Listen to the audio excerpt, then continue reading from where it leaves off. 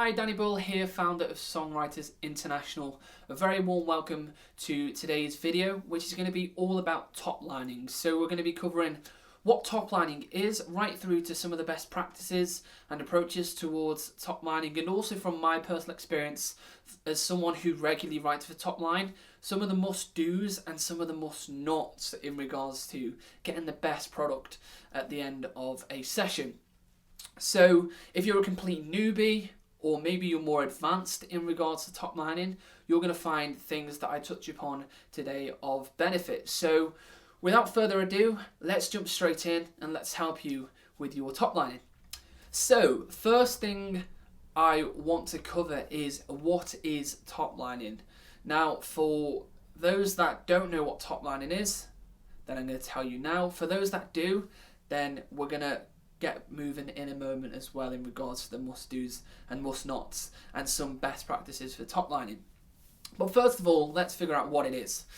Top lining is writing to a pre-existing instrumental. So let's say, for example, I was to produce an instrumental and it had, a synth, a guitar, a drum, a piano. I finished and I sent it to you. Then you add the melody and lyrics. You would be top lining. It's that simple, nothing too complicated. So that's a breakdown of what top lining is. And it's something that is really on a surge at the moment, really popular, especially in regards to dance music. A lot of dance producers are sending out to publishers, to artists, for them to top line projects for them. So if it's something you're doing, then I would absolutely scale it up and do more. If you're not doing it at all, then it's something I would absolutely recommend getting into more, and that's why you're tuning in for today's video. Now that you know what top lining is, what is the best way to first of all tackle the process of top lining? Well, you've got this instrumental, right? You've been sent it, you found it online, maybe on YouTube here. And if you wanted to find one on YouTube, just type in dance type beat and it will throw up an instrumental that you can start top lining. Now, what you're going to do once you've got this instrumental, you're going to figure out the structure of it. So, how long is the intro? How long is the verse? How long is the pre? How long is the chorus? And personally, I would listen to it 5-6 times just to get familiar with what's happening and how it works. That's simple. Just listen to it, break it down, and figure out where you're going to be working at what sections. And this is a really, really important step, because if you don't do it, then you might actually end up doing the chorus a little too early. The producer comes back to you and says, it shouldn't be here, it should be in the other section, and maybe the instrumental at that stage doesn't quite work for a chorus for you at that time. So what I would suggest is listening to it a good 5-6 times and just simply breaking down where you're at with the track, okay? And note it on your phone, note it on a laptop, on a notepad, wherever, but just make sure you're familiar with the song as well and listen to it a good few times. So we know what top lining is, and we know the first stage of top lining, which is listening to the track the whole way through. Now what are we going to do? Well, you've got two different possibilities to where you could go with the instrumental that you've been given to work on. Option one, okay, is to get an idea. So we've done a previous video on ideas and how to find them. So if you're stuck on that side of things, tune into one of our very first videos and you can get some tips on that. But what I want you to do is maybe look in that notes section on your phone.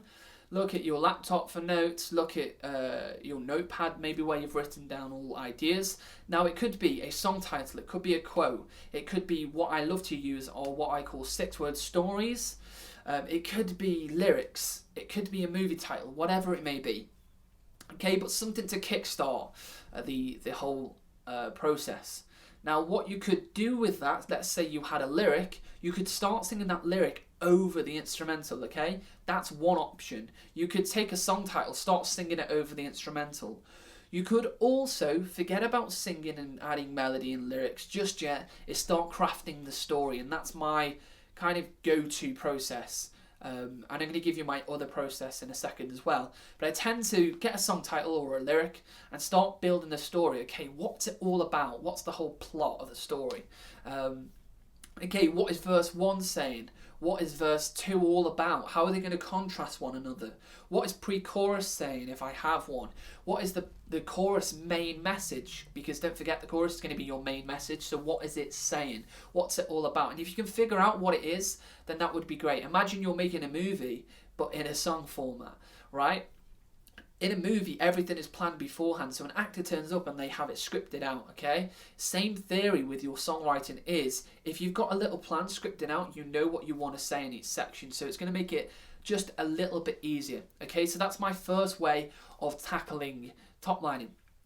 Another way is, one that I really enjoy recently as well, actually doing, is going melody first. So you've listened to your instrumental, you've broken down the structure. Now what you can do is start throwing your melody down on the instrumental. So you can go wherever you want to go with it. You could tackle the chorus first. You could look for a post-chorus hook, which we'll go into a little bit in depth as well. And we've done a previous video, which is called the easiest way to write hooks in your song, which breaks down the post-chorus technique as well. But tackle melody for a verse, the chorus, post-chorus, so on. And what I tend to do when I'm doing this process is I'll get my microphone, play through the instrumental, and I'll start recording so I don't forget. And I just give myself this kind of 5-10 minute period of just freedom to throw out what the hell I want to throw out, and just not judge what I'm doing, or not even overthink it, because that's the worst thing we can do as a songwriter, is overthink the process. So give yourself a little bit of freedom to just come out with a melody, and if it's ba-da-ba-ba-ba-da-ba-ba-ba-da-ba-ba, or it could be da-da-da-da-da-da-da-da-da. And I'm going to give you an example in a second when I get an instrumental up for you, the way that I would do it. But that's the process I would go down, is either the ideas or the melody. I wouldn't necessarily go down scripting lyrics, not for an instrumental anyway. That's not my personal preference, but it might work for you that you go with lyrics first, and I'm not saying for you not to. If you find that of preference, then go for it, but that tends to be my last option. It tends to be that the planning concept, and then either the melody is works best for me.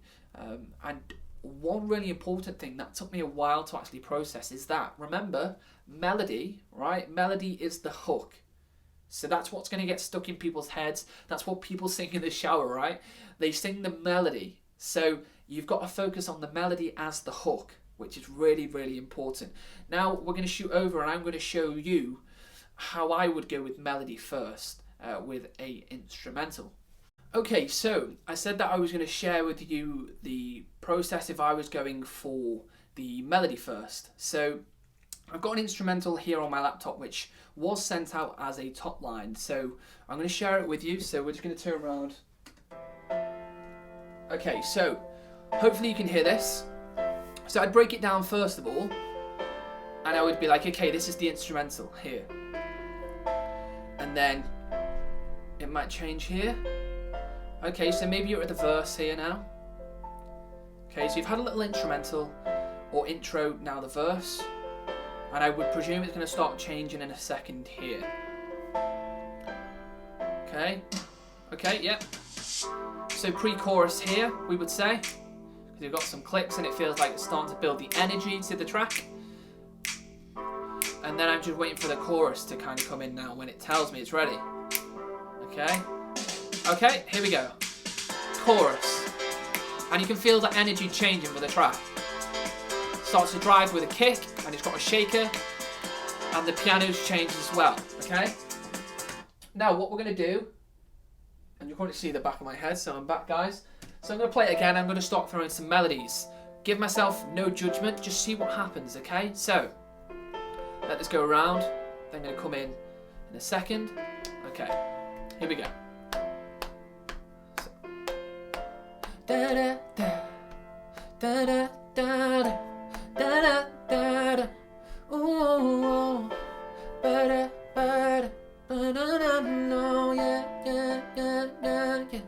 Then like, whoa, whoa, or it could be, ooh, ooh, ooh. Then the chorus, so you could be.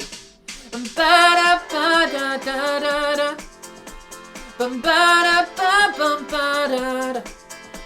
Dun, da, da, da, da, da, da, da, da, da, da, da. So there's a rough example, right? And what I would do that for 10-15 minutes. And as you can imagine, over 10-15 minutes, you start accumulating ideas, and you don't just get one, you end up getting 5, you end up getting 10. And what I do is put them on this kind of virtual shelf. I pick the best one off, and then I start building it. And I think there I did this lovely ooh hook, like ooh, ooh, that kind of thing, which sound great in a pre-chorus build up to a chorus. And it might be only that I take that little bit out, but I redo it all again and I get another chorus idea and so on. But it gives you, like I say, full freedom to do what on earth you want to do with the melody. Don't worry about the guitar, what you've got here, don't worry about it. Don't worry about production, don't worry about pianos or anything. It's purely just the enjoyment of doing lyrics and melody. Gives you, like I say, I keep saying it, but pure freedom to do what you want, okay? Like I said earlier on, top lining is on the rise and there's a surge for it. So if you're not doing it, I suggest to do it a whole lot more. And if you are doing it, then I also suggest you to do it a whole lot more, okay? Financially, it can be great for songwriters to make an income from what they're doing as well, because there's such a demand for it. There's so many projects out there at the moment for it. So that's my best practices for top lining. And then finally, I would suggest being what I call a finisher. So by a finisher is obviously getting to the end of it, but I'm sure, and myself included in this, I've been guilty in the past of writing a track, getting to the end and going, it's finished, okay? But by being a finisher, you have to go back and tweak maybe that little verse that didn't sound quite right, or the chorus one line where it could have jumped and spiked instead of staying static. You know, these little things. Look at Pharrell Williams, who wrote Happy. You all know it. Might seem crazy what I'm about to say. That great track. Despicable Me 2 song, streamed over 800 million times. And he rewrote that 14 times, not once, 5 times, 10 times, a whole 14 times. So go back and tweak your songs, and that doesn't go just for top lining, but for any song that you're writing, okay?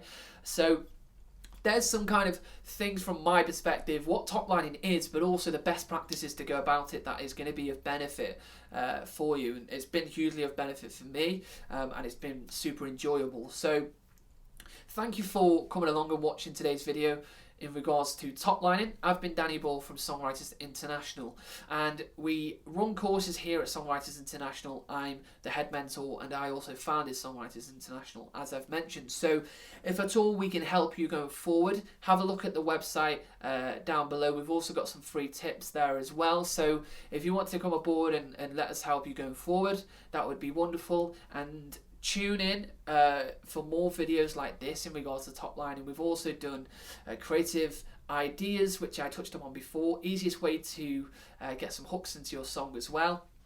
So loads of different things. So please hit that subscribe button and let me know your thoughts in those comments and see how you've been finding this process for yourself. So without further ado, guys, I will leave you to it to go and practice on what we've just covered in today's video. So have a good rest of your day, and I'll see you again soon.